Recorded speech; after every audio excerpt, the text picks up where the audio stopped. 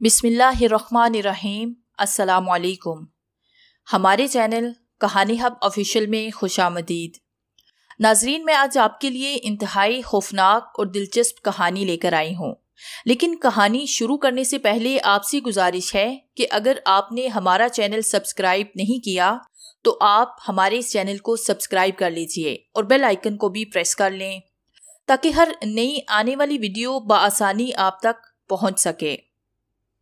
मेरी कैफियत अजीब सी थी। जहां बरसों बाद अपने वतन वापस आने की खुशी थी, वहीं ये दुख भी मेरा दिल ची रहा था कि अब मैं अपने प्यारे वालिदैन को कभी नहीं देख पाऊंगा। उनके आखिरी वक्त में भी मैं उनके करीब नहीं रहा। उनकी आखिरी रसूमात में भी मैं शिरकत नहीं कर सका। मैं 15 साल के बाद अपने वतन लौट रहा था। जब मैं 10 साल का था तो मेरे वालिदैन ने मुझे पढ़ने के लिए यूरोप भेज दिया था। उसके बाद मैं कभी अपने वतन ना आ सका। मेरे वालिद ने मुझे वतन आने की इजाज़त नहीं दी। मेरे माँ बाप खुद हर साल मेरे पास आते। दरअसल मैं अपने वालिदैन की इकलौती औलाद हूँ और मेरा बैकग्राउंड जमींदार फैमिली से है, जहाँ दुश्मनियाँ नस्लों नस्लों चलती हैं। और शायद ऐसी ही किसी दुश्मनी की वजह से मेरे वालिदैन ने मुझे इस सरजमीन से दूर यूरोप में रखा। अब उनकी नागहानी मौत की वजह से मुझे वापस वतन आना पड़ रहा है। कुछ दिन कबल मेरे वालिदैन का एक कार एक्सीडेंट में इंतकाल हुआ और मुझे इस एक्सीडेंट की इतला भी इतने दिन के बाद दी गई कि मैं उनकी आखिरी रसूमात में भी शिरकत ना कर सका। जहाज में ऐलान हुआ कि जहाज लैंड करने वाला है, तो मैंने सीट बेल्ट बांधी और शीशे से बाहर देखने लगा। ये सरजमीन जो मेरे माँ बाप की थी, जहाँ से मेरा हमीर उठा है, बरसों बाद मैं इस सरजमीन पर कदम रखने वाला हूँ। जहाज का तो मैंने सीट बेल्ट खोली और फिर एक एक करके मुसाफिर जहाज से उतरने लगे। मैं भी जहाज से उतरकर टर्मिनल के अंदर पहुंचा। मेरे पास सामान निहायत मुख्तसर था, लिहाजा कस्टम वगैरह से जल्दी ही निजात मिल गई। जब मैं एयरपोर्ट से बाहर निकला तो मुझे अपने खानदानी पुराने नौकर फजल बाबा नजर आए। फजल बाबा हमारे खानदानी नौकर थे। उनके बाप दादा भी हमारी हवेली में काम करते थे। अब्बाजान फजल बाबा पर बहुत ज्यादा एतमाद करते थे और अक्सर फोन पर गुफ्तगू करते हुए बाबाजान फजल बाबा से भी मेरी बात करवाते। इसलिए फजल बाबा मेरे लिए अजनबी नहीं थे।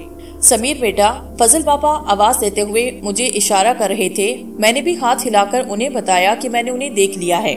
फिर मैं अपना हैंडबैग कंधे पे डालकर लोगों की भीड़ में जगह बनाते हुए आगे बढ़ा और फजल बाबा के करीब पहुंचा। बेटे कैसे हो, सफर में कोई तकलीफ तो नहीं हुई? फजल बाबा ने मेरे कंधे से बैग लेना चाहा। जी बाबा, सफर आरामदेह था, मैंने जवाब दिया। लाओ बेटा बैग मुझे दे दो। फजल बाबा ने मुझसे बैग लेना चाहा। नहीं बाबा, कोई बात नहीं, बैग में उठा लेता हूँ, मैंने कहा तो फजल बाबा मेरे साथ चलने लगे। सड़क पे पहुंचकर फजल बाबा ने हाथ का इशारा किया तो एक ब्लैक कलर की लंबी गाड़ी मेरे करीब आके रुकी। उसमें से एक बावर्दी ड्राइवर उतरा। उसने मुझे सलाम किया। मैंने उसके सलाम का जवाब दिया। ये अशरफ है, हवेली का ड्राइवर। फजल बाबा बोले। अशरफ बैग लेकर डिग्गी में रखो। फजल बाबा पहले मुझसे बोले और फिर अशरफ को मुखातिब किया तो अशरफ ने मेरे कंधे से बैग लिया और डिग्गी खोलकर बैग उसमें रख दिया। फिर मैं और फजल बाबा गाड़ी में बैठे तो अशरफ ड्राइविंग सीट पे बैठा। उसने गाड़ी आगे बढ़ाई। मैं फजल बाबा से बातचीत करने लगा। फजल बाबा से बात करते हुए इर्द गिर्द का माहौल भी देखता जा रहा था।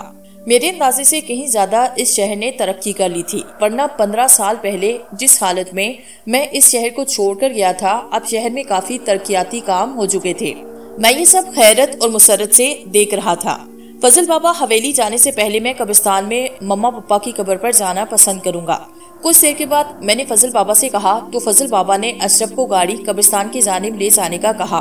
कुछ देर बाद ही कब्रिस्तान आया। मैं गाड़ी से उतरकर फजल बाबा की रहनुमाई में मम्मा पापा की कब्रों पे पहुंचा। मम्मा पापा की कब्रें साथ साथ थी। मम्मा पापा की कब्रें देखकर मेरी आंखें भीग गई। आंसू मेरी आंखों से निकलकर गालों पर बहने लगे। फजल बाबा ने ये देखकर मेरा कंधा थिपथिपाकर मुझे तसल्ली दी। मैंने मम्मा पापा की कब्रों पे फातिहा पढ़ी और फिर गाड़ी में सवार होकर हवेली की जानिब चल पड़ा। हवेली में सब नौकर जाकर मेरे इस्तकबाल के लिए हवेली के बड़े से लॉन में खड़े थे। फजल बाबा ने सब नौकरों का मुझसे तारुफ करवाया। अक्सर हवेली में काम करने वाले नौकर पुराने थे जिन्हें मैं जानता था। सबने मेरी आमद पे खुशी का इजहार किया। मैं हवेली में दाखिल हुआ तो हवेली हस्बे साबिक अब्बा जान ने मेरे पीछे हवेली में जदीद अंदाज में काफी तब्दीलियां करवा रखी थी, जो मुझे खुशगवार महसूस हुई। वैसे मैंने महसूस किया कि 15 साल पहले मैं जिस तरह अपना इलाका छोड़कर गया था, उसके मुकाबले में अब ये इलाका काफी जदीद और तरक्की याफ्ता महसूस होता था। लोग भी पढ़ लिख गए थे और जगीर तकाजों से हम आहंग थे। मैंने फजल बाबा के साथ पूरी हवेली घूमी और फिर शाम को इलाके के मुअज्जिजीन से मुलाकातें भी की। मेरे काफी पुराने दोस्त भी मुझसे मिलने आए। मुझे यहाँ रहते हुए एक हफ्ता हुआ था। मैं बहुत हद तक यहाँ के हालात से हम आहंग हो गया था। फिर मेरे साथ वो वाकया पेश आया जिसे ज़ब्ते तहरीर लाने के लिए मैं सब कुछ लिख रहा हूँ। उस दिन शाम का वक्त था। मैं अपने ड्राइवर अशरफ के साथ शहर के बड़े बाजार की जानिब जा रहा था और साथ ही कार के शीशे से बाहर के मनाजिर देख रहा था कि मेरी नजर एक दुकान पे पड़ी। दाता एंटीक शॉप। उस दुकान के शीशे के पार मुझे वो चीज नजर आई जिससे मुझे इश्क है। मेरे यूरोप वाले घर में भी वो चीज रखी थी और मैं रोजाना मशक किया करता था। दाता एंटीक शॉप में मुझे एक पियानो रखा नजर आया। पियानो से मुझे इश्क था और मैंने पियानो बजाने की बाकायदा तालीम हासिल की थी। यूरोप वाले घर में तो मैं रोजाना बाकायदा पियानो बजाता। यहाँ आकर मैं इतना मसरूफ रहा कि मुझे फुर्सत न मिली। मगर जब मैंने पियानो को देखा तो मेरी तबीयत मचल गई। मैंने अशरफ से कार दाता एंटीक शॉप की जानिब मोड़ने का कहा। अशरफ मेरा हुक्म सुनकर कार को यू टर्न से घुमाकर दाता एंटीक शॉप पर ले गया। दुकान के सामने कार रोकी। मैं कार से उतरकर दुकान में दाखिल हुआ तो एक बूढ़ा शख्स फुर्ती के साथ मेरे करीब आया। जी बाबू साहिब, क्या चाहिए? वो शख्स जो दुकानदार मालूम होता था मेरे दुकान में दाखिल होते ही मेरे करीब आकर बोला। मैंने गहरी नजर से उसे देखा जो 65-70 साल का छोटे कद का खस्ता हाल बूढ़ा मालूम होता था। मैं उसे नजरअंदाज करता हुआ सीधा पियानो की जानिब गया। उसका ऊपरी हिस्सा उठाकर उसे लकड़ी की मदद से खड़ा किया। उसके बटन प्रेस करने लगा। बटन प्रेस करते ही पियानो से सुरीली मौसीकी ब्रांत होने लगी। पियानो की मौसीकी जैसे ही मेरे कानों में पड़ी मुझ पे सरूर तारी होने लगा। बूढ़े दुकानदार ने ये देखा तो जल्दी से एक स्टूल उठा लाया और मुझे बैठने के लिए दिया। मैं स्टूल पे बैठा। फिर मेरी उंगलियां पियानो पे थड़कने लगी और दुकान सुरीली मौसीकी से गूंजने लगी। वाह साहिब, आप तो पियानो खूब बजाते हैं। शायद ये पियानो आप जैसे ही किसी कदरदान का इंतजार कर रहा था। बूढ़ा दुकानदार मेरे मौसीकी बंद करने के बाद बोल उठा। मैंने उस दुकानदार को देखा, फिर कहा, पियानो पुराना है, इसके लेफ्ट का दूसरा तार भी कुछ ढीला है, फिर भी अच्छी कंडीशन में है। मैं दुकानदार से बोला। कारीगर पियानो की किसी भी कमी को दूर कर देगा। दुकानदार बोला। पियानो के कारीगर यहाँ मिल जाएंगे? मैंने पूछा, क्योंकि पियानो सही करना हर एक के बस की बात नहीं थी। इसके कारीगर तो आपको बड़े शहर में मिलेंगे। दुकानदार पियानो बड़े प्यार से हाथ फेरते हुए बोला। ठीक है, मैं सही करवा लूंगा। ये बताओ तुम इस पियानो के क्या लोगे? मैं पियानो बंद करते हुए बोला। साहिब, ये 1 एंड ओनली पीस है मार्केट में। अब तो कंपनी ने भी इस तरह का पियानो बनाना बंद किया है। दुकानदार पियानो पे इस तरह हाथ फेर रहा था जैसे वो कोई जिंदा चीज हो। मैं समझ रहा था कि दुकानदार इस तरह की बातें करके अपने माल की कीमत बढ़ा रहा है। खैर, कुछ मोल तोल के बाद मैंने वो पियानो खरीदा। बूढ़े दुकानदार ने मुझे रसीद दी। रसीद लेने के बाद मैंने बाहर खड़े अशरफ को अंदर बुलाया। अशरफ दुकान के अंदर आ खड़ा हुआ तो मैंने उससे कहा, अशरफ, ये पियानो किसी लोडिंग सुजुकी पे एहतियात के साथ रखवा कर हवेली ले जाओ। और आप कैसे जाएंगे छोटे सरकार? अशरफ अदब के साथ बोला। कार की चाबी मुझे दे दो, मैं खुद ड्राइव करके हवेली पहुंच जाऊंगा। मैंने अशरफ से कहा तो उसने कार की चाबी मेरी जानिब बढ़ाई, जिसे मैंने हाथ बढ़ाकर उससे ले लिया। मैंने अपने सामने पियानो सुजुकी में लोड करवाया। अशरफ पियानो के साथ बैठकर चला गया तो मैं भी बूढ़े दुकानदार से मुसाफा करके अपनी कार की जानिब बढ़ा। जैसे ही मैं कार के पास पहुंचा तो मैंने देखा कि एक खूबसूरत जवान लड़की मेरी कार के पास खड़ी है। मैंने उस लड़की की तरफ मुस्कुरा के देखा तो वो लड़की मेरे पास आई। आप बाज़ोक लगते हैं, आपने बड़े अच्छा पियानो खरीदा। उस लड़की ने मुझे मुखातिब करते हुए कहा। शुक्रिया, पियानो बजाना मेरा इश्क है। इस पियानो को सिर्फ आप ही बजाइएगा। वो लड़की फिर बोली। जी, मैं ही बजाऊंगा वो पियानो। मुझे बहुत अच्छी प्रैक्टिस है पियानो बजाने की। मैंने उस लड़की की बात का जवाब दिया। जी, मैं जानती हूँ। वो लड़की बोली। आपको कैसे मालूम? मुझे आपके मुतालिक काफी मालूमात हैं। कैसे? छोड़िए इस बात को, इस पियानो का खास ख्याल रखिएगा। वो लड़की बात पलटते हुए बोली। जी हाँ, मैं इस पियानो का खास ख्याल रखूंगा। इस पियानो की लेफ्ट साइड का दूसरा तार थोड़ा सा ढीला है। किसी अच्छे कारीगर को बुलवाकर मुरम्मत करवा लीजिएगा, मामूली काम है। वो लड़की फिर बोली। लगता है आपको पियानो के बारे में बहुत कुछ पता है। मैंने दिलचस्पी से पूछा। जी, वो पियानो तो मेरी जान है। वो बोली। फिर आपने क्यों ना खरीदा वो पियानो? मैं आप जैसी मालदार नहीं, उसने जवाब दिया। आप पियानो बजाना जानती हैं? थोड़ा बहुत। क्या आप मेरा पियानो ठीक कर सकती हैं? हाँ, मुझे पियानो रिपेयर करना भी आता है, उसने जवाब दिया। अगर आपको इतराज ना हो तो मैं आपको वो पियानो रिपेयर करके दे सकता हूँ, मैंने उस लड़की से कहा। मुझे कोई एतराज नहीं, इस बहाने इस पियानो को देख भी सकती हूँ। वो लड़की बोली तो मैं कार का दरवाजा खोलकर उसमें बैठा और फिर दूसरा दरवाजा भी खोल दिया ताकि वो लड़की भी कार में बैठ सके। मेरे दरवाजा खोलते ही वो लड़की निहायत बेतकल्फी के साथ मेरी बराबर वाली सीट पर बैठ गई। मेरा नाम मोहम्मद समीर मलक है। मैंने अपना तारुफ करवाया। मैं जानती हूँ आप बड़े मलक साहिब के इकलौते बेटे हैं और हाल ही में तालीम मुकम्मल करके यूरोप से लौटे हैं। वो लड़की मुस्कुराकर बोली, आप मेरे बारे में काफी कुछ जानती हैं, मगर मुझे अब तक आपका नाम भी मालूम नहीं। मैंने मुस्कुरा के कहा तो वो लड़की खिलखिला के हंस पड़ी। मुझे ऐसे लगा जैसे मेरे चारों तरफ जलतरंग बुझटे हूँ। मेरा नाम मुमताज है और मैं क्वीन मेरी कॉलेज में पढ़ती हूँ। वो लड़की जिसका नाम मुमताज था अपनी हंसी रोकते हुए बोली, आपकी तरह आपका नाम भी खूबसूरत है। मैंने मुस्कुराकर उसकी तारीफ की तो वो फिर खिलखिला के हंस पड़ी। मैंने कार स्टार्ट करके आगे बढ़ाई और अपनी हवेली की जानिब रवाना हुआ। हवेली के सामने पहुंचकर मैंने हॉर्न दिया तो हवेली के दरवाजे पर खड़े चौकीदार ने गेट खोला। मैं कार लेकर हवेली के लॉन में दाखिल हुआ। लॉन के रवश पर हल्के से रिंगती हुई कार और कार में बैठी हुई मुमताज, जिसकी एक लट उसके माथे पे बार बार आके उसे तंग कर रही थी।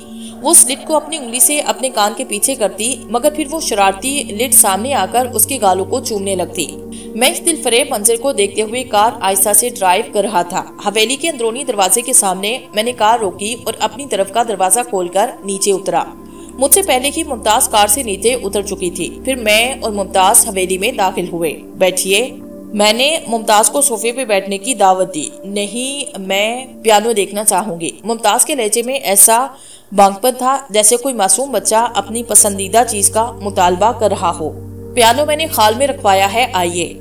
मैंने मुमताज को दावत दी तो वो फौरन हॉल की जानिब चल दी। हॉल में पहुंचकर मैंने देखा अशरफ ने पियानो उस जगह पर बड़े सलीके से रखवाया जहां पे पियानो खरीदने से पहले मैंने उसे हिदायत दी थी। मुमताज पियानो देखते ही चमकती आंखों के साथ बेचैनी से पियानो की जानिब बढ़ी। फिर उसने पियानो का ढक्कन उठाकर उसे एक लकड़ी के सहारे खड़ा किया और उसके लेफ्ट तार को हाथ से खींचने लगी। कहीं आपको चोट न लग जाए, मैंने बुखला के मुमताज से कहा तो वो हंस पड़ी। मैं ही नहीं, ये पियानो भी मुझसे बहुत प्यार करता है, ये कभी मुझे तकलीफ नहीं पहुंचा सकता, मुमताज ने कहा और फिर पियानो के बटन को दबाकर देखने लगी। पियानो ठीक हो चुका था। पियानो पे हाथ फेरते हुए मुमताज के चेहरे पे खुशी के अनगिनत रंग बिखर रहे थे। मैं गौर से मुमताज के चेहरे की जानिब देख रहा था। जितनी मोहब्बत आपको पियानो से है, इस लिहाज से तो आपको पियानो खरीद ही लेना चाहिए था। मैंने कहा ना, मैं आप जितनी मालदार नहीं। मुमताज बोली, चलिए कभी मौका आया तो मैं ये पियानो आपको गिफ्ट करूंगा। मैंने मुस्कुरा के कहा, शायद ऐसा कभी मौका ना आए, बस आपकी इतनी मेहरबानी होगी कि कभी कभी मुझे इस पियानो को बजाने की इजाजत दे दीजिए। ये कोई पूछने की बात है, आपका अपना घर है, जब आपका दिल चाहे आप यहाँ आकर पियानो बजा सकती हैं। मैंने मुस्कुरा के कहा, सच्ची? जी हाँ, किसी भी वक्त आपको पियानो बजाने का दिल चाहे आप आ सकती हैं। मैंने कहा तो मुमताज मुस्कुराने लगी। फिर वो पियानो के सामने रखे स्टूल पे बैठी और उसकी मखरूती उंगलियां पियानो के बटनों पे थड़कने लगी और पियानो से मधुर मौसीकी निकलने लगी। मौसीकी इतनी दिलफरेब थी कि मैं बेसाख्ता वाह बोल उठा। एक वादा कीजिए आप। पियानो बजाने के बाद मुमताज बोली, क्या? मैंने हैरत से उसकी जानिब देखा। इस पियानो को आपके अलावा कोई और हाथ ना लगाए। क्यों? क्योंकि अगर और इस पियानो को हाथ लगाएगा तो उसके सर खराब हो जाएंगे। मुमताज बोली, ठीक है, मेरे और तुम्हारे सिवा इस पियानो को हाथ कोई ना लगाएगा। मैं मुस्कुराकर बोला, सच्ची? मुझी? छोटे सरकार। उसी वक्त मुझे फजल बाबा की आवाज आई जो मुझे आवाज दे रहे थे। मैं जल्दी से हॉल के दरवाजे के पास पहुंचा। फजल बाबा दरवाजे से आवाज देते हुए अंदर दाखिल हुए। आइए फजल बाबा आइए। मैं फजल बाबा को लेकर हॉल में दाखिल हुआ। इनसे मिलिए, ये मुमताज है। मैंने पियानो की जानिब इशारा करते हुए कहा, ये तो पियानो है। फजल बाबा हैरान होकर बोले। मैंने जल्दी से पियानो की जानिब देखा तो वहाँ स्टूल पे कुछ देर पहले बैठी मुमताज अब वहाँ ना थी। ये मुमताज कहाँ गई? कौन मुमताज? सरकार, वो लड़की जो मेरे साथ पियानो की दुकान से यहाँ आई थी। मैं हैरान होकर कहने लगा, अगर कोई लड़की यहाँ आई थी तो फिर कहाँ गई? फजल बाबा भी हैरान हुए। मैं जल्दी से हवेली से बाहर निकला, गेट की जानिब दौड़ा। यहाँ से कोई लड़की गई है क्या? मैंने गेट पर खड़े चौकीदार से पूछा। नहीं मालिक, यहाँ से तो कोई भी नहीं गया, मैं यहाँ चौकस खड़ा हूँ। चौकीदार बोला तो मैं सर खुजाने लगा। आखिर मुमताज गई कहाँ? मैंने हैरानी से सोचा, फिर हवेली की अंदर जानिब चल दिया। आखिर वो लड़की गई कहाँ जो किसी को नजर नहीं आई? मैं हॉल में दाखिल होने के बाद बड़बड़ाया, छोटे सरकार कुछ चुरा कर तो नहीं ले गई? फजल बाबा ने पूछा। नहीं, मैंने जल्दी से जवाब दिया, क्योंकि मैं ये नहीं कह सकता था कि वो लड़की मेरा दिल चुरा कर ले गई है। छोटे सरकार, मेहमानों को दावतनामे इरसाल कर दिए हैं, आप एक मरतबा नाम देखें। फजल बाबा ने एक लिस्ट मेरे हाथ में थमाई। फजल बाबा, आप बेहतर समझते हैं, मैंने बेजारी से कहा और लिस्ट उन्हें वापस थमा दी। दरअसल मैं अपनी आमद और शहर की मोअज़्ज़िज़ीन से मुलाकात की गर्ज से एक छोटी सी पार्टी रखी है ताकि इलाके के मोअज़्ज़िज़ीन से तारुफ हासिल कर सकूं। इसी सिलसिले में फजल बाबा मुझे लिस्ट दिखा रहे थे, मगर मुमताज के इस तरह अचानक चले जाने की वजह से मैं काफी अपसेट हो गया था। लिहाजा मैंने लिस्ट फजल बाबा को वापस की और अपने कमरे की जानिब चल दिया। एक हफ्ते तक मुमताज मुझे नहीं मिली। मैंने उसे हर जगह तलाश किया मगर नाकाम रहा। मैं उसके बताए हुए कॉलेज भी गया मगर कॉलेज में छुट्टियां थी और तमाम तालिबात अपने घर चली गई थी। लिहाजा मुझे वहाँ से कोई मदद ना मिल सकी। उसकी वजह से मैं काफी अपसेट रहा। फिर मेरी हवेली में पार्टी हुई जिसमें इलाके के काफी मुअज़्ज़िज़ीन शामिल थे। फजल बाबा एक एक शख्स से मेरा तारुफ करवा रहे थे और मैं हर शख्स से खुंदा पेशानी से मिल रहा था। पार्टी हवेली की हॉल ही में रखी गई थी। इलाके के काफी लोग उस पार्टी में शामिल थे और पार्टी से लुत्फ अंदोज हो रहे थे। समीर, ये पियानो यहाँ क्यों रखा है? क्या तुम्हें म्यूजिक का शौक है? एक शख्स मेरे कंधे पे हाथ रखता हुआ बोला तो मैंने मुड़कर देखा। वो इलाके के जनरल हॉस्पिटल के डॉक्टर इम्तियाज अली थे। बस डॉक्टर साहिब, मुझे म्यूजिक का बहुत शौक है, खास तौर पे पियानो बजाने का। फिर तो आपसे हमारी खूब दोस्ती हो सकती है क्योंकि पियानो के इश्क में हम भी मुब्तला है, डॉक्टर इम्तियाज ने कहा। ये कोई बात, इलाके में आप दूसरे शख्स हैं जिन्हें पियानो का शौक है? मैंने पूछा। दूसरे? ये पहला कौन है? एक लड़की। लड़की कौन है? मालूम नहीं, मगर जब वो पियानो बजाती है तो वक्त थम सा जाता है।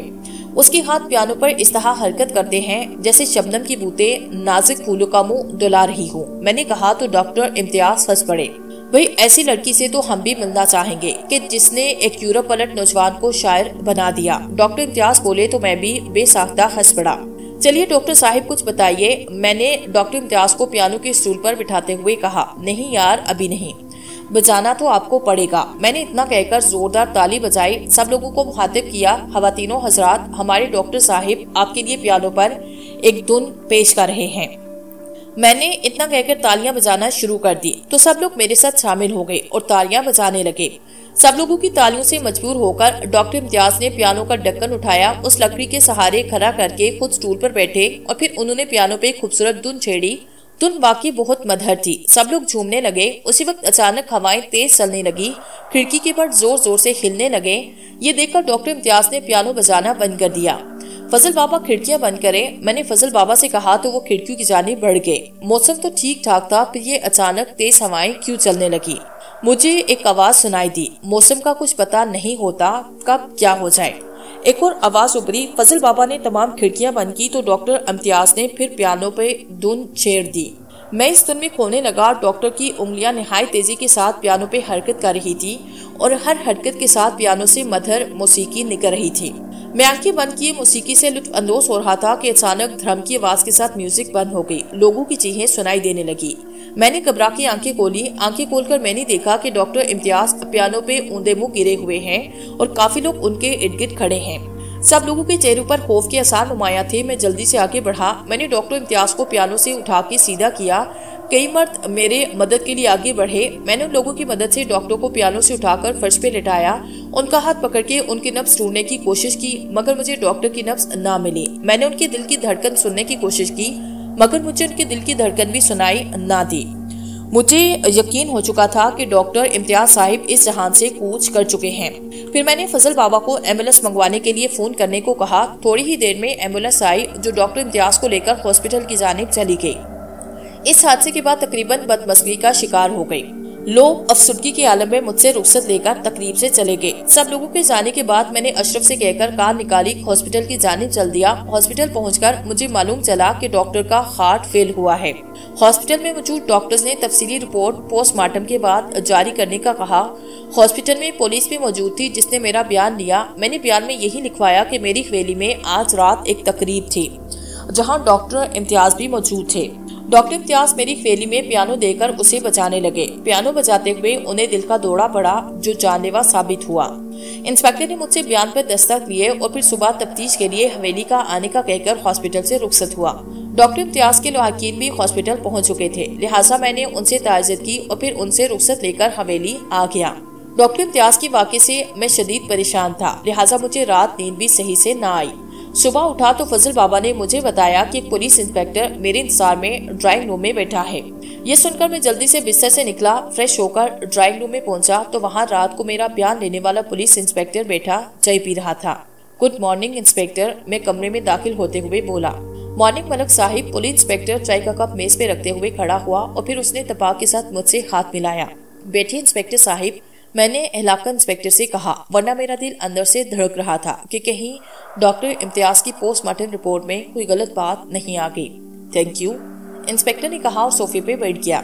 मैं इंस्पेक्टर के मुकाबले दूसरे सोफे पे बैठ गया। डॉक्टर इम्तियाज की पोस्टमार्टम रिपोर्ट में मौत की वजह सामने आई। मैंने अपने दिल की बेचैनी पे काबू पाते हुए पूछा, डॉक्टर इम्तियाज की मौत हार्ट अटैक के हुई है। उन्हें दिल का शदीद दौरा पड़ा था जो जानलेवा साबित हुआ। इंस्पेक्टर ने जवाब दिया तो मेरे मुंह से एक इत्मीनान भरा सांस बरामद हुआ। उन्हें इस तरह अचानक दिल का दौरा क्यों पड़ा? कुछ देर के बाद मैंने पूछा। इस बात पर डॉक्टर्स भी हैरान हैं क्योंकि डॉक्टर इम्तियाज को दिल की कोई बीमारी नहीं थी, बल्कि चंद माह कबल उन्होंने अपना चेकअप भी करवाया था जिसमें उन्हें मुकम्मल तौर पर सेहतमंद करार दिया गया था। इंस्पेक्टर ने चाय की खाली प्याली मेज पे रखते हुए जवाब दिया। फिर उन्हें अचानक दिल का दौरा क्यों पड़ा, इस बारे में डॉक्टर्स भी हैरान हैं। मेरी उनसे बात हुई। वो कहते हैं कि डॉक्टर इम्तियाज के दिल ने अचानक ही काम करना छोड़ा जिसकी वजह से उनकी जान चली गई। हैरत अंगेज बात है, मैं फिर बड़बड़ाया। काफी ज्यादा हैरत अंगेज बात, इंस्पेक्टर बोला। आपकी आमद किस सिलसिले में है? बस फॉर्मेलिटी है, मुझे इस जगह का मुआयना करना है जहां डॉक्टर की मौत वाक़ई हुई। पुलिस इंस्पेक्टर बोला तो मैं उसे लेकर पियानो के पास आया। यहाँ बैठकर डॉक्टर इम्तियाज पियानो बजा रहे थे जब उनकी मौत वाक़ई हुई।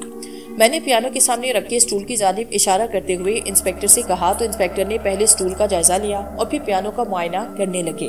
बज़ाहिर तो सब कुछ ठीक है, इंस्पेक्टर ने मुआयना करने के बाद कहा। फिर उसने अपनी डायरी में कुछ नोट किया और फिर पियानो का ढक्कन उठाकर पियानो के बटन प्रेस करने लगा।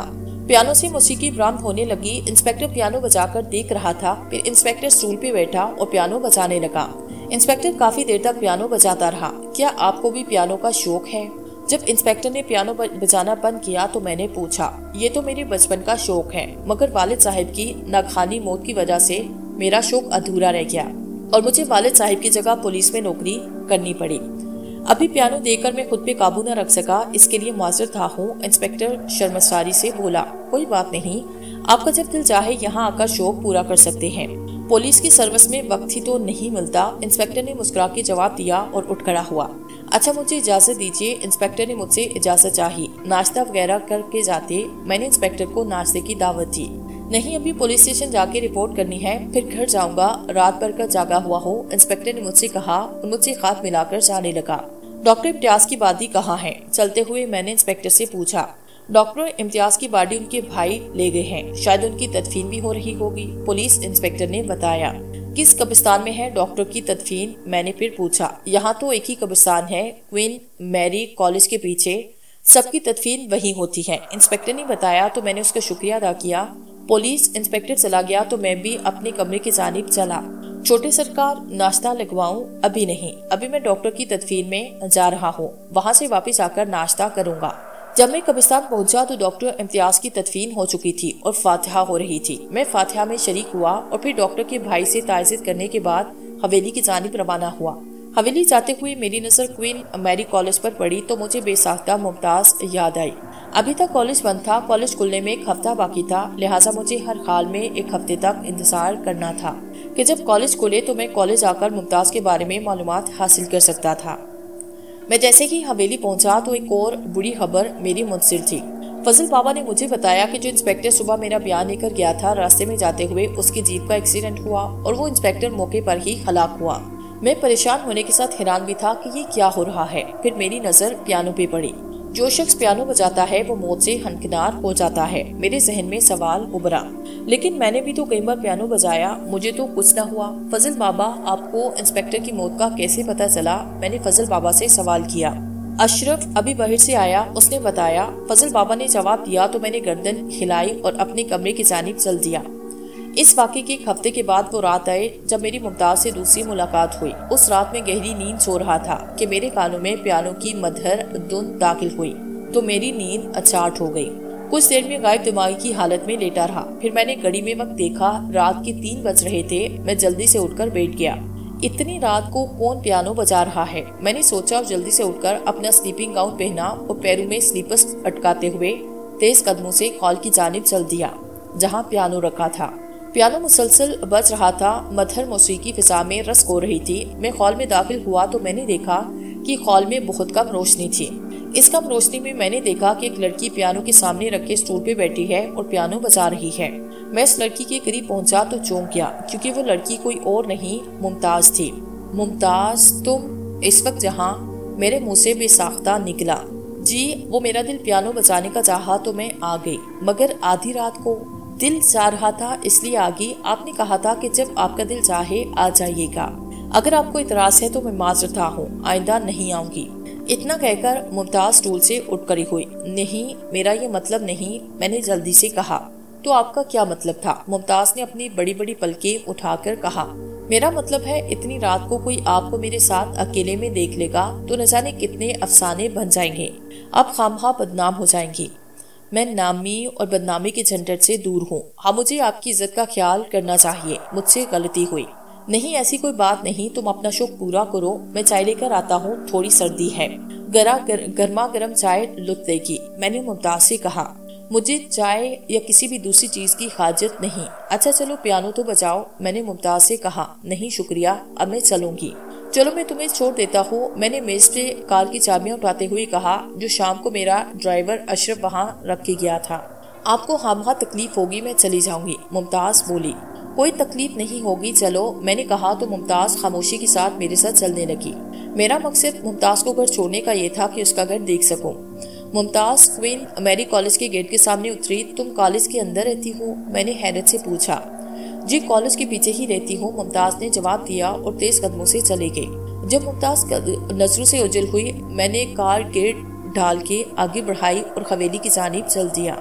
एक हफ्ते से ज्यादा गुजरा, मुमताज फिर नजर नहीं आई। मैं बहुत बेचैनी महसूस कर रहा था, लिहाजा मैं क्वीन मैरी कॉलेज गया और चौकीदार वगैरह से मालूमात की कोशिश की, मगर नाकाम रहा। मैं कॉलेज के पीछे की जानिब गया, मगर वहाँ कोई मकान बना हुआ नहीं था। वहाँ तो इलाके का कब्रिस्तान था। मैं हैरान होने के साथ परेशान भी था कि आखिर मुमताज को मुझसे झूठ बोलने की जरूरत क्यों पेश आई। उसने मुझसे ये झूठ क्यों बोला कि मैं कॉलेज के पीछे रहती हूँ, जबकि कॉलेज के पीछे कोई मकान नहीं। मैंने मुमताज को हर मुमकिन जगह ढूंढने की कोशिश की, मगर मुमताज नहीं मिली। फजल बाबा भी मेरी परेशानी देख रहे थे। आखिर उनसे रहा न गया तो वो मुझसे पूछ बैठे, छोटे सरकार, छोटा मुंह बड़ी बात, कुछ दिनों से आप काफी परेशान हैं। फजल बाबा एक दिन मुझसे पूछ बैठे। बाबा, दरअसल मैं मुमताज के लिए परेशान हूँ, मैंने जवाब दिया। बाबा, मैंने आपको बताया था ना कि पियानो खरीदते वक्त एक लड़की मिली, तो जो हवेली तक आई थी। मैंने फजल बाबा को याद दिलाया। हाँ छोटे सरकार, याद है। वो लड़की फिर अचानक गायब हो गई। फजल बाबा बोले, हाँ वही लड़की। वो लड़की एक हफ्ता पहले भी हवेली आई थी पियानो बजाने। मैंने कहा, अच्छा तो फिर? अब उस लड़की का पता मालूम नहीं हो रहा। उसने अपनी जो रहाइश बताई थी वहाँ तो कब्रिस्तान है। तो आप क्यों परेशान हैं? दरअसल मुझे लगता है कि मैं मुमताज को पसंद करने लगा हूँ। मैंने झिझकते हुए फजल बाबा के सामने अपनी मोहब्बत का इजहार किया तो बेसाख्ता फजल बाबा हंस पड़े। अरे तो फिर मुश्किल कैसी, अभी मालूम हो जाएगा, फजल बाबा बोले। कैसे? मैं तो कई दिन से परेशान हो रहा हूँ, मैंने पूछा। पुलिस के जरिए। यहाँ की पुलिस इलाके के हर शख्स का रिकॉर्ड रखती है। फजल बाबा बोले तो मैं बेसाख्ता उछल पड़ा। फजल बाबा के गालों पे प्यार किया। फजल बाबा शर्मा गए। खुरे फजल बाबा, आपने तो मेरी मुश्किल हल कर दी, लेकिन पुलिस अपना रिकॉर्ड मुझे क्यों बताएगी? यहाँ के एसपी और रजा के आपकी वालिद के पुराने दोस्त हैं, वो आपकी मदद कर सकते हैं। तकरीब में तो एसपी दावर रजा को आपने नहीं बुलाया, मैंने सोचते हुए कहा, क्योंकि हवेली में होने वाली तकरीब में मैं किसी दावर रजा के नाम के आदमी से नहीं मिला। एसपी दावर रजा को दावतनामा भेजा था, मगर उस वक्त वो बिरौने मुल्क गए हुए थे, इसलिए तकरीब में ना आ सके। बाद में उनकी माजिद का फोन आया, मैंने आपको बताया भी था। फजल बाबा ने वजाहत की तो मैंने मुतमिन होकर गर्दन हिला दी। बस आप एसपी दावर रजा के पास चले जाए, वहाँ आपकी मुश्किल का हल निकल जाएगा। फजल बाबा बोले तो मैं इनका शुक्रिया अदा करते हुए उठ गया। अशरफ आवाज देने लगा। अशरफ अंदर आया तो मैंने उसे गाड़ी निकालने का कहा और खुद तैयार होने के लिए कमरे की जानिब चल दिया। थोड़ी देर के बाद मैं पुलिस हेडक्वार्टर में बैठा एसपी दावर रजा से अपनी मुश्किल बयान कर रहा था। ये कोई मुश्किल काम नहीं, यहाँ की आबादी भी ज्यादा नहीं और इसमें मुमताज नाम की जवान लड़कियाँ तो बहुत कम होगी। शुक्रिया सर, मैं आपका बहुत एहसान मंद हूँगा, मैंने कहा। लेकिन तुम्हें एक वादा करना होगा। जी फरमाइए। तुम्हें मुझे ये सर कहना छोड़ना पड़ेगा। एसपी बोले। जी क्यों? मैं हैरत ज़दा रह गया। तुम्हें मुझे अंकल कहना पड़ेगा क्योंकि मैं और तुम्हारे वालिद तोकीर मलक बचपन के दोस्त थे। एसपी दावर रजा बोले तो मेरे सीने में अटकी सांस बहाल हो गई। ये बात है तो मैं आज बल्कि अभी से आपको अंकल कहता हूँ। अंकल दावर, मैंने कहा। तो एसपी दावर रजा अपनी कुर्सी से उठ खड़े हुए और मेरे करीब आए। मैं भी कुर्सी से उठ खड़ा हुआ। एसपी दावर ने मुझे गले से लगाया। उनकी आंखें भीग गई। मैं और तुम्हारे वालिद बहुत गहरे दोस्त थे। एसपी दावर अपनी आंखें पूछते हुए बोले। तुम्हारे वालिद बहुत अच्छे इंसान थे, अल्लाह उन्हें गरीके रहमत करे। एसपी दावर बोले। आमीन। एसपी दावर मेरे मरहूम वालिद की बातें करते रहे। इतने में चाय आई। चाय पीते हुए भी वो मेरे मरहूम वालिद की तारीफें कर रहे थे। अरे बातों बातों में मैं तुम्हारा काम तो भूल गया। अहमद को बेचो। इंटरकॉम का बटन दबाने के बाद एसपी दावर ने कहा तो कुछ देर के बाद एक यंग सा लड़का कमरे में इजाजत लेकर दाखिल हुआ। अहमद ये मेरे बहुत अच्छे दोस्त के साहबजादे हैं, इनका मसला सुनो। एसपी दावर ने अहमद से कहा। जी सर। कोई खास मसला नहीं, मैं भी सारी मुमताज नाम की लड़कियों का बायोडाटा लाकर आता हूँ। अहमद बोला और कमरे से चला गया। 10 मिनट के बाद अहमद दोबारा कमरे में आया। इस बार उसके हाथ में कागज था। सर, कोई 30 के करीब ऐसी औरतें हैं जिनके नाम मुमताज हैं। यह मुमताज उनके नाम का एक जुज है। इन 30 औरतों में सिर्फ 5 लड़कियां ऐसी हैं जिनकी उम्रें 16 से 26 साल के दरमियान हैं और इत्तेफाक से कोई भी मुमताज नाम की लड़की क्वीन मैरी कॉलेज में नहीं पढ़ती। अहमद ने तफसील बताई और अपने हाथ में पकड़ा कागज मेरे सामने रखा और कहा, यह है इन 5 लड़कियों की तस्वीरें और इनका बायोडेटा। आप देखकर बताएं आपको किस मुमताज की तलाश है। इनमें से तो कोई नहीं। मैं तमाम तस्वीरें गौर से देखता हुआ बोला। गौर से देखे? नहीं, इनमें से कोई नहीं, मैं बोला। समीर, तुम्हारे पास उसकी कोई तस्वीर वगैरह हो तो काम बहुत आसान हो जाएगा। नहीं, मेरे पास उसकी कोई तस्वीर नहीं। तुमने बताया कि वो तुम्हारे घर आई, एक मर्तबा तुम उसे छोड़ने भी गए। एसपी दावर रजा सोचते हुए बोला। जी हाँ, तो फिर तुम्हारी हवेली में जो सीसीटीवी कैमरा लगा है उसमें इस लड़की की तस्वीर जरूर होगी। एसपी दावर रजा मेरी बात सुनकर बोले। यस अंकल, आपने तो मेरी मुश्किल आसान की। मैंने जोश में कहा। बस वो सीसीटीवी की वीडियो लेकर आओ, लड़की हम ढूंढ निकालेंगे। थैंक यू अंकल, मैं अभी सीसीटीवी की वीडियो लेकर आता हूँ, मैं बोला और एसपी दावर रजा से हाथ मिलाकर बाहर निकला और जल्दी हवेली पहुँच गया। हवेली पहुंचते ही मैंने फजल बाबा को सीसीटीवी की वीडियो लाने का कहा। हवेली में हर जगह सीसीटीवी कैमरा लगा था। पिरोने गेट ही नहीं बल्कि ड्राइंग रूम हॉल तक में कैमरे लगे हुए थे। फजल बाबा ने हॉल के कैमरे से फिल्म निकाली, मुझे दी। मैंने वीडियो कंप्यूटर से मुंसलिक किया और वीडियो चलने लगी। 26 तारीख को मुमताज ने यहाँ का पियानो बजाया था। मैं सोचते हुए बड़बड़ाया और वीडियो रिवर्स में चलाने लगा। 26 तारीख की वीडियो आई तो मैंने कंप्यूटर का बटन दबाया। वीडियो नॉर्मल हालत में चलने लगी। मेरी आंखें बेचैनी से कंप्यूटर स्क्रीन पर जमी हुई थी। मंजर धीरे धीरे आगे बढ़ा था। फिर मैंने कंप्यूटर स्क्रीन पर एक हैरत अंगेज मंजर देखा। पियानो के बटन आप ही आप दबने लगे। पियानो से मधुर धुन निकलकर फिजा में बिखेरने लगी। कुछ ही देर के बाद मैं मंजर में दाखिल हुआ। फिर मैं किसी अनजान मखलूक से बात करने लगा। मेरी आवाज हेडफोन के जरिए मेरे कानों में आ रही थी, मगर मैं किससे मुखातिब था वो शख्सियत नजर नहीं आ रही थी। ऐसे लगता था जैसे मैं हवाओं से बात कर रहा हूँ। ये सब क्या है? मुमताज वीडियो में क्यों नजर नहीं आ रही? मैंने बुखला के कहा। फजल बाबा, जो खुद भी कंप्यूटर स्क्रीन पर नजरें जमाए खड़े थे, खैरा नजरों से मुझे देखने लगे। कुछ न कुछ गड़बड़ है, मुझे क्वीन मैरी कॉलेज से मालूमात लेना होगी। इतना कहकर मैंने जल्दी से कार की चाबियां उठाई और बाहर की जानिब दौड़ा। मैं आंधी तूफान की तरह कार चलाता हुआ क्वीन मैरी कॉलेज पहुंचा। रास्ते में कई जगह मेरा एक्सीडेंट होते होते बचा, मगर मेरे सर पर धुन सवार थी। मैं जल्दी जल्दी क्वीन मैरी कॉलेज पहुंचना चाहता था। मेरी तेजी के साथ क्वीन मैरी कॉलेज पहुंचा। क्वीन मैरी कॉलेज पहुंचते ही पहले मैंने अंकल एसपी दावर को फोन करके सूरत हाल बताई, फिर उनसे मदद तलब की। पहले तो वो भी हैरान रह गए कि किस तरह मुमताज की वीडियो सीसीटीवी कैमरे में नहीं आई। फिर उन्होंने वादा किया कि वो क्वीन मैरी कॉलेज की प्रिंसिपल को फोन करेंगे ताकि वो मुझसे ताउन करें। जब मैं क्वीन मैरी कॉलेज पहुंचा, मैंने कॉलेज प्रिंसिपल से मिलने का ख्वाहिश इजहार किया तो मुझे फौरन प्रिंसिपल साहिबा ने अपने कमरे में बुलाया। मैंने कमरे में दाखिल होकर प्रिंसिपल साहिबा को सलाम किया। एसपी साहब का फोन आया था, कहिए आपको किसकी तलाश है? असल में मुझे एक लड़की की तलाश है। क्या नाम है लड़की का? वो किस स्टैंडर्ड में पढ़ती है? जी मुझे क्लास तो मालूम नहीं, उसका नाम मुमताज है। मुमताज के आगे या पीछे तो कुछ नहीं, और मुमताज के बाप का नाम क्या है? प्रिंसिपल ने फिर पूछा। ये तो मुझे मालूम नहीं, मैंने शर्मिंदगी से जवाब दिया। अच्छा मैं मालूम करती हूँ, प्रिंसिपल ने कहा। फिर घंटी बजा के चपरासी को बुलवाया। 2 चाय लेकर आओ और जरी को कहो कि मैंने बुलाया है। थोड़ी देर के बाद जरी आई। जी मैम, आपने मुझे बुलाया। वो लड़की प्रिंसिपल के मेज के करीब आकर बोली, जरी, ये समीर मलिक है, इन्हें एक लड़की की तलाश है जो यहाँ पढ़ती है। प्रिंसिपल ने मेरी तरफ इशारा करते हुए कहा, जी लड़की का नाम क्या है और वो किस क्लास में पढ़ती है? जरी बोली, मुमताज नाम है उसका, क्लास का मुझे नहीं पता। मुमताज? जरी सोचते हुए बोली, मुमताज नाम की तो कोई लड़की कॉलेज में नहीं पढ़ती, आप यकीन से कह सकती हैं? मैंने पूछा। पूरे यकीन के साथ, क्योंकि कॉलेज में सिर्फ 200 तालिबात हैं और मुझे तकरीबन तालिबात के नाम जुबानी याद हैं। जरी बोली। जरी को हम लोग कंप्यूटर कहते हैं, इसी तमाम तालिबात के नाम और उनके एड्रेसेस जुबानी रटे हुए हैं। प्रिंसिपल कहने लगी, फिर भी शायद आपसे कोई भूल हो रही हो और मुमताज नाम की तालिबा यहाँ हो, क्योंकि मुझे मुमताज ने खुद बताया था कि वो इस कॉलेज में पढ़ती है। ठीक, आप मेरे साथ आइए, कंप्यूटर में कॉलेज की तमाम तालिबात की मालूमात फीड है, देख लेते हैं। जरिए कहकर दरवाजे की जानिब मुड़ी तो मैं भी कुर्सी से खड़ा हुआ उसके साथ जाने के लिए मुड़ा तो मेरी नजर प्रिंसिपल की दाएं जानिब दीवार पे पड़ी, जहाँ एक बड़ी सी तस्वीर लगी थी, जहाँ की तालिबात एक पियानो के गिर्द खड़ी थी और एक तालिबा पियानो बजा रही थी। मैं उस तस्वीर के करीब गया तो खुशी से उछल पड़ा, क्योंकि पियानो बजाने वाली तलबा मुमताज ही थी। ये रही मुमताज। मैं खुशी से चीख उठा। क्या कह रहे हैं आप? प्रिंसिपल भी अपनी कुर्सी से उठ खड़ी हुई। यही है मुमताज जो मुझे कई मरतबा मिल चुकी है और मेरे घर पियानो बजाने आ चुकी है। मैं पुरजोश लहजे में बोला। कब आई मुमताज आपके घर? यह कोई हफ्ता पहले। क्या?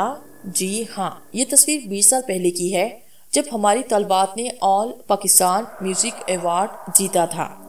मगर ये लड़की चंद दिन पहले मुझे मिली थी, फिर मेरे घर भी आई। ये तो कह रही थी कि कॉलेज के पीछे रहती है। मैं गौर से तस्वीर देते हुए बोला, हाँ, कॉलेज के पीछे कब्रिस्तान में उसे दफनाया गया। प्रिंसिपल साहिबा बोली तो मैं हैरत से तस्वीर को देखने लगा, जिसमें मुमताज पियानो पे बैठी थी। उसके चेहरे पे खुशियाँ रक्स कर रही थी। मैंने मुमताज पर से नजरें हटाकर पियानो को गौर से देखा तो मैं मजीद हैरान हुआ, क्योंकि तस्वीर में वही पियानो था जो मैंने दाता एंटीक शॉप से खरीदा था। यही पियानो मैंने दाता एंटीक शॉप से खरीदा था। मैंने तस्वीर पे हाथ रखते हुए प्रिंसिपल साहिबा से कहा, आपने ये पियानो खरीदा? प्रिंसिपल साहिबा हैरत से बोली, इसमें हैरत की क्या बात है? ये मुमताज का खास पियानो था। मुमताज इस पियानो को किसी को हाथ नहीं लगाने देती थी। हालांकि मुमताज की मौत के बाद भी जब भी किसी ने इस पियानो को बजाने की कोशिश की, वो बेमौत मारा जाता। इसलिए इस पियानो को मौत की मौसीकी से ताबीर किया जाता है और इसे एक तारीख जगह पे रखवाया। प्रिंसिपल साहिबा बोली तो मैं हैरान रह गया।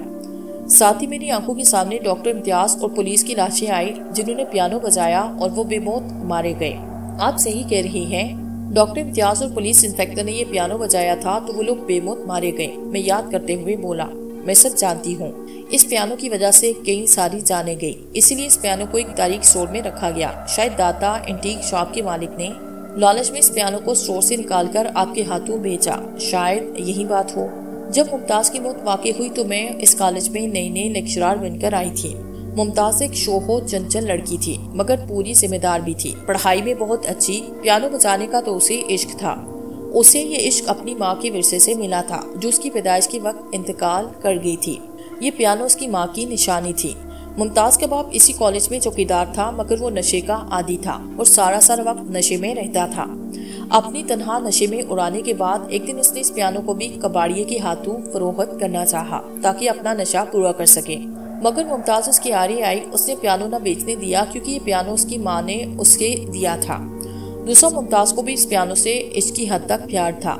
मगर मुमताज का बाप अपना नशा पूरा करने के लिए ये पियानो बेचना चाहता था। बस इसी कश्मकश में मुमताज के बाप ने मुमताज को थप्पड़ मारा और मुमताज वशकाकर गिरी। उसका माथा पियानो से टकराया। चोट इतनी जोर की थी कि मुमताज ने मौके पर ही दम तोड़ दिया। प्रिंसिपल साहिबा मुमताज की कहानी सुनाते हुए बोली, तो फिर मुमताज के बाप को इस जुर्म में फांसी हो गई। मुमताज को कॉलेज के पीछे कब्रिस्तान में दफनाया गया। मुमताज के घर का सारा सामान बिक गया, इसी में ये पियानो भी था। सबसे पहले ये पियानो यहीं की एक टीचर ने खरीदा, मगर कुछ दिन के बाद ही वो टीचर पियानो बजाते हुए दिल का दौरा पड़ने से इनकार कर गई। फिर इसी तरह 2-3 मौतें और वाक़ हुई तो इस पियानो को मनहूस करार दिया गया और इस पियानो के मुतल्लिक़ अरीबो गरीब दास्तानें मशहूर हो गई। सब लोगों का ख्याल था कि मुमताज चूँकि इस पियानो से टकरा कर मरी, लिहाजा उसकी रूह किसी को इस पियानो को बजाने नहीं दे रही। अगर पियानो बजाने वाले हर शख्स को मुमताज मार देती थी तो उसने मुझे क्यों जिंदा छोड़ा? मैंने हैरत का इजहार किया। शायद वो तुमसे प्यार करने लगी थी। प्रिंसिपल बोल उठी। मैंने तस्वीर में बैठी मुमताज को गौर से देखा तो मुझे ऐसे लगा जैसे वो प्रिंसिपल की बात सुनकर मुस्कुरा दी हो। मुमताज, मेरे मुंह से एक आंख निकली। मैं तेज कदमों से प्रिंसिपल के ऑफिस से बाहर निकला और तेज तेज चलता हुआ कॉलेज के बाहर आया। अब मेरे कदम कॉलेज के पीछे की जानिब बढ़ रहे थे जहाँ मुमताज की कब्र थी। मैं दौड़ता हुआ कब्रिस्तान में दाखिल हुआ। सामने ही एक कब्र थी जिसपे एक कुतबा लगा था और कुतबे पे बड़े बड़े हुर्फों में मुमताज का नाम लिखा था। मैं बेसाख्ता कब्र के सरहाने गिर पड़ा। मेरी आंखें आंसू से तर थी। मुमताज, मुमताज, मैं तुमसे मोहब्बत करता हूँ, बहुत ज्यादा मोहब्बत करता हूँ। प्लीज एक बार, सिर्फ एक बार मेरे सामने आओ। मुमताज। मैं बेख्तियार मुमताज की कब्र पे पड़ा हुआ रो रहा था, मुमताज को पुकार रहा था। समीर। मुमताज की आवाज मेरे कानों में आई तो मैंने बेख्तियार नजर उठाकर देखा, मगर ये क्या, मुझे कुछ भी नजर नहीं आया। क्या मैं अंधा हो गया हूँ? जब आंखें आंखों से भरी हूँ तो कुछ भी दिखाई नहीं देता। फौरन ही जहन की स्लेट पे सवाल का जवाब आया। मैंने अपनी आंखें साफ की तो सामने सफेद लिबास में मुमताज खड़ी थी। मैं बेख्तियार मुमताज की जानिब लिपका, उसे पकड़ने की कोशिश की, मगर ये क्या, मेरा हाथ उसके जिस्म से ऐसे आर पर हुआ जैसे वहाँ कोई खड़ा न हो। तो मुझे नहीं छू सकते समीर, मैं कोई ठोस जिस्म नहीं रखती, मैं तो एक साया हूँ, एक परछाई हूँ। मुमताज के लब खिले। मुमताज, मुझे भी अपने साथ ले चलो। मैं मुमताज के सामने गिड़गिड़ाया। अभी हमारे मिलन का वक्त नहीं आया समीर। मुमताज बोली। कब आएगा वक्त? जब तुम इस जिस्म से आज़ाद हो जाओगे। मैं अभी इस जिस्म के बोझ से आज़ादी हासिल करता हूँ। मैं दीवानों की तरह चीखा। नहीं समीर, वादा करो, मुझसे वादा करो कि तुम कभी अपनी जान लेने की कोशिश नहीं करोगे। मुझसे वादा करो। मुमताज, मैं चीखा। मेरी कैफियत दीवानों जैसी हो रही थी। मुझसे वादा करो समीर, तुम कभी अपनी जान लेने की कोशिश नहीं करोगे। मैं वादा करता हूँ कि मैं कभी अपनी जिंदगी खत्म करने की कोशिश नहीं करूँगा, मगर तुम भी वादा करो कि तुम मुझसे मिलने आओगी। तुम जब भी दिल से पियानो बजाओगे तो मुझे अपने पास ही पाओगे। मुमताज ने ऊपर जाते हुए कहा। उसके साथ ही वो नजर से ओझल हो गई और मैं रोते हुए उसकी कब्र पर गिर पड़ा। आज इस बात को 40 साल गुजर गए। मैं बूढ़ा हो गया हूँ। हर रात इस उम्मीद पे सोता हूँ कि इस जिंदगी के बोझ से निजात मिल जाए, मगर न जाने मेरी ये सजा कब खत्म होगी। हाँ, मुमताज ने अपना वादा निभाया। मैं जब भी दिल से पियानो पे कुछ धुन छेड़ता हूँ तो मुमताज को अपने पास महसूस करता हूँ। उसकी खुशबू मुझे अपने पास महसूस होती है और बस तो जिंदगी का खात्मा हो ही जाता है। मैंने ये जिंदगी एक सजा की तरह काटी, बस अब तो मिलन की रात आने ही वाली है। मुमताज मुझे लेने के लिए फूलों की रथ पर सवार आएगी। मेरी आंखें रास्ते पे लगी हुई है। मेरा इंतजार खत्म ही होने वाला है। मैं फूलों की रथ पे सवार होकर मुमताज के साथ मिलन के गीत गाऊंगा।